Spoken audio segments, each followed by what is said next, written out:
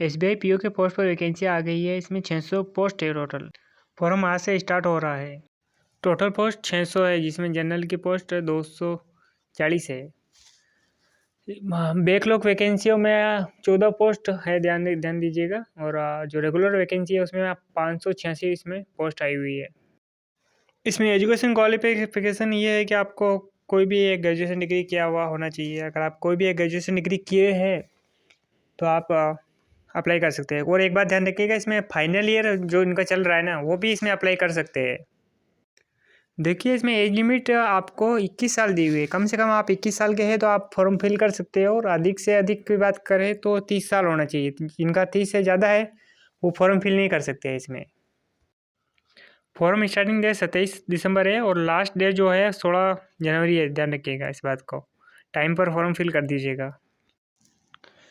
देखिए, इसमें आपको मैं सिलेक्शन प्रोसेस के बारे में समझाता हूँ। ये सबसे पहले तो आपका इसमें पहला स्टेज होगा जिसमें प्री एग्ज़ाम होगा। और सेकेंड स्टेज में जब आप जाओगे तो उसमें मेंस का एग्ज़ाम होगा। जब मेंस क्वालिफाई करोगे ना तो ध्यान रखना, वो जो तीसरा स्टेज है उसमें 3 चरण है। तीसरे स्टेज में भी 3 चरण हैं, जिसमें पहला आपका साइक्लोमेट्रिक टेस्ट होगा, दूसरा आपका ग्रुप डिस्कशन होगा, थर्ड वाला पर्सनल इंटरव्यू होगा। एडमिट कार्ड के बारे में बता देता हूँ। इसमें एक बात मेंशन है कि 3rd या 4th वीक का फरवरी के महीने का 3rd या 4th वीक को आपका एडमिट कार्ड आ जाएगा। देखो, यहाँ पर आपको मैं प्रीलिम्स का जो एग्ज़ाम का डेट है वो बता देता हूँ। ये 8 तारीख या 15 तारीख, 8 या 15 यहाँ पर मेंशन है मार्च महीने का, जो आपका प्री का एग्ज़ाम होगा। उसके बाद में प्री के जो रिजल्ट की बात करते हैं ना, प्री का रिजल्ट आपका अप्रैल महीने में जारी हो जाएगा। जस्ट अगले महीने में, मार्च में एग्ज़ाम और अप्रैल में आपका रिजल्ट। देखिएगा, उसके बाद में जस्ट उसके अगले लाइन में देखिएगा, मेंस का एग्ज़ाम का आपको एक कॉल लेटर लिखा है, यानी आपका यहाँ पर प्रवेश पत्र मिल जाएगा मेंस का। कब मिलेगा? अप्रैल महीने में ही सेकेंड वीक को, यानी सेकेंड वीक से पहले आपका क्या आ जाएगा, इसका रिजल्ट आ जाएगा।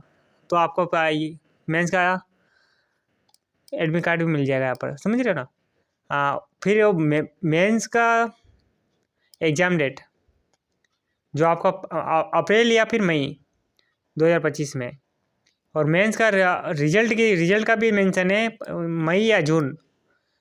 और थर्ड स्टेज के लिए जो एडमिट कार्ड आपका आएगा, या फिर इसको जो आप कॉल लेटर बोल सकते हो, वो भी मई या जून। और जो आपका थर्ड स्टेज का जो मैंने टेस्ट का बताया, वो भी यहाँ पर डेट मेंशन है। और ग्रुप डिस्कशन और इंटरव्यू का भी डेट मेंशन है। डेट मतलब कि यहाँ पर महीना मेंशन है, ध्यान रखिएगा, पर्टिकुलर डेट मेंशन नहीं है, लेकिन महीना मेंशन है, मई या जून। यानी फाइनल जो रिजल्ट है ना, वो मई और जून तक आपका फाइनल हो जाएगा आपका सिलेक्शन प्रोसेस, समझ रहे हो। मैं आपको प्रीलिम्स का जो एग्ज़ाम है उसके बारे में डिटेल्स में बताता हूँ। देखिए, इसमें आपको 3 सब्जेक्ट के सवाल पूछे जाएंगे। पहला है आपका इंग्लिश, दूसरा है क्वांटिटी एप्टीट्यूड, तीसरा आपका रीजनिंग। थोड़ा फोकस करना है यहाँ पर। जो आपका इंग्लिश सब्जेक्ट है ना, उसका तो क्वेश्चन है आपका 40। और टाइम ड्यूरेशन चेक करो इसका टाइम है 20 मिनट। और आपका जो ये क्वांटिटी एप्टीट्यूड है, इसका नंबर ऑफ क्वेश्चन आप देखोगे तो इसमें पाओगे कि आप 30 क्वेश्चन है, और टाइम ड्यूरेशन उसके में 20। और रीजनिंग का जो आपका है क्वेश्चन, वो है 30, और टाइम ड्यूरेशन है 20। थोड़ा ध्यान दीजिए, आपका जो यहाँ पर जो टाइम ड्यूरेशन है ना, सबका सेम है। देखो, 20-20 मिनट, सबका टाइम 20-20 मिनट सेम है, यानी 1 घंटे का टाइम आपको टोटल मिलने वाला है एग्जाम में। और सब्जेक्ट है आपके 3। और सबसे ज़्यादा क्वेश्चन पूछ रहा है तो वो पूछ रहा है इंग्लिश का, 40 क्वेश्चन है।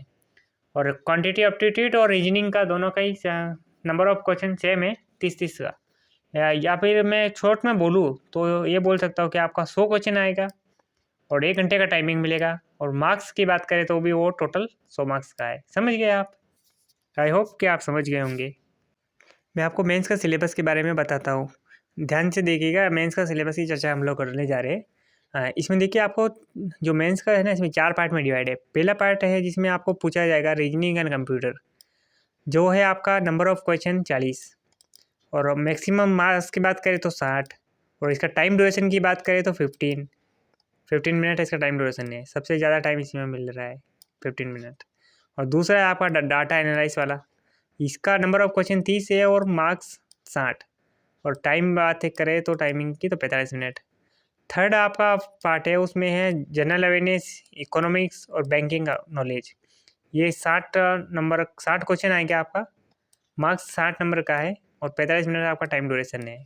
और चौथा है आपका इंग्लिश लैंग्वेज, जिसमें नंबर ऑफ क्वेश्चन 40 है और मैक्सिमम मार्क्स की बात करें तो मैक्सिमम मार्क्स आपका 20 है। और टाइम ड्यूरेशन की बात करें तो सबसे कम टाइम इसमें मिल रहा है आपका 40। हाँ देखो, टोटल एनालाइज कर लेते हैं इसमें क्या बात किया गया है। टोटल बात है इसमें, देखो टोटल टाइमिंग की बात करें तो आपको 3 घंटे का टाइमिंग मिल रहा है। और टोटल मार्क्स की बात करें तो आपको 200 मार्क्स का पेपर है ये। और टोटल क्वेश्चन की बात करें तो 170 क्वेश्चन आपके आएंगे। हाँ, इसी के साथ में आपका एक और पेपर होने वाला ध्यान दीजिएगा, यहाँ पर नीचे लिखा हुआ है डिस्क्रिप्टिव पेपर, यानी इसमें आपको लिखना पड़ेगा। ये जो पहला पेपर है ये आपका होगा MCQ बेस।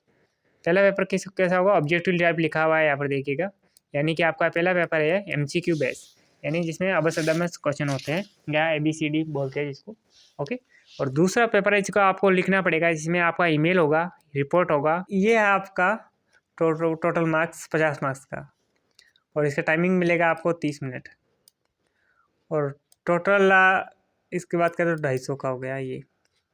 क्यों? क्योंकि ये जो डिस्क्रिप्टिव वाला, जो MCQ वाला था वो 200 नंबर का, और डिस्क्रिप्टिव है ना ये आपका 50। तो 200 और 50 मिलकर कितने हो गए, 250। जो मेंस आपका जो होगा वो 250 मार्क्स का होगा। देखिए, थर्ड स्टेज की हम लोग अब बात करते हैं। थर्ड स्टेज में आपको ध्यान दे दीजिएगा, यहाँ पर थर्ड स्टेज आपका 3 पार्ट में डिवाइड है। एक है साइक्लोमेट्रिक टेस्ट, दूसरा है ग्रुप एक्सरसाइज, थर्ड है आपका पर्सनल इंटरव्यू। देखिए यहाँ पर ग्रुप डिस्कशन का मार्क्स दिया हुआ है आपका, यहाँ पर 20 मार्क्स का है, इंटरव्यू का आपका 30 मार्क्स का है, और ये टोटल आपको 50 मार्क्स है। यहाँ पर एक बात मैं समझा रहा हूँ आपको, इसको ध्यान से सुनिएगा। जो नए फ्रेशर है उनके लिए ये बात बहुत इंपॉर्टेंट है। यहाँ पर एक चीज़ लिखी हुई है जो आपको ध्यान से समझना है। देखिए, जनरल वालों और EWS ये 2 कैटेगरी है, इनको आपको चांस मिलता है 4, और बाकी के जो भी कैटेगरी है उनको मिलता है चांस 7। ये क्या चांस है, किस चीज़ का है, इसके लिए यहाँ पर एक नीचे लाइन लिखी हुई है, देखिएगा।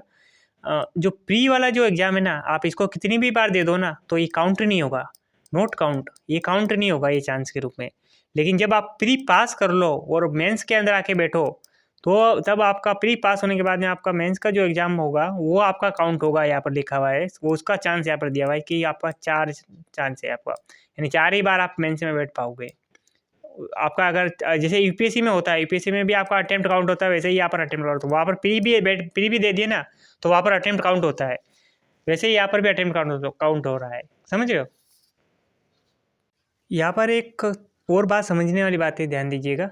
यहाँ पर एक लाइन लिखा है, देखो, प्री का जो मार्क्स है ना वो आपका काउंट नहीं होगा लास्ट सिलेक्शन में, ध्यान रखिएगा। ये सिर्फ क्वालिफाइंग नेचर का है, यानी जो आपका सेकेंड स्टेज है इसका मार्क्स आपका काउंट होगा, और थर्ड स्टेज में जो भी इंटरव्यू वगैरह हो रहा है उसका मार्क्स काउंट होगा आपके फाइनल मेरिट लिस्ट में।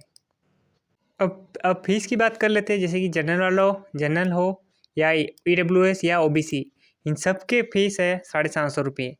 और जबकि SC ST या ये PWBD जो कैटेगरी होती है इसमें कोई फीस नहीं है।